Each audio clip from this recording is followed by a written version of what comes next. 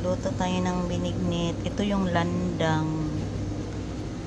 Ayan. Wala ko langka. So, ito lang ilagay natin. Ito saging, tapos bilo-bilo, kamuti. No? So, ayan. Na tayo ng water. Kaya ilunod ko yung landang. Lutuin ko muna yung landang, guys. Niluto na natin yung landang.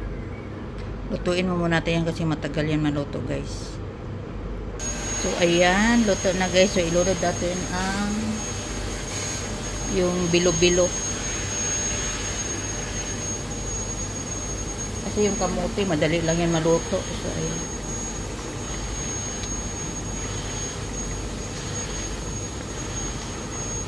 Maya ilunod ko na rin yung kamuti. So, ayan.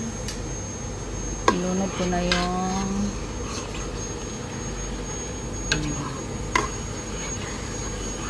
mga 5 minutes. Ilunod natin yung kamote.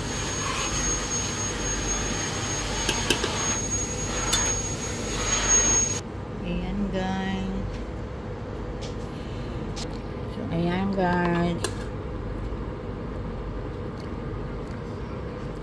Luto na, guys. So, lami kaayo. So, ayan yung binignit natin. O sa Tagalog pa is bilo-bilo.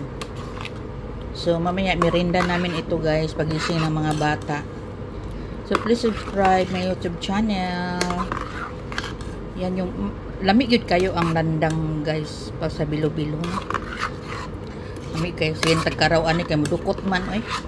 So, thank you. Thank you for watching. Ito yung ano natin.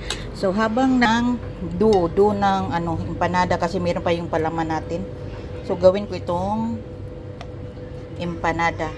Kasi sayang. Tapos, lagyan din ng cheese mozzarella ito, guys. Para lami. Try natin kung may cheese. Kasi yung ginawa ko dati, yung cheese kasi iba yung nilagay ko. So, thank you for watching. Bye-bye.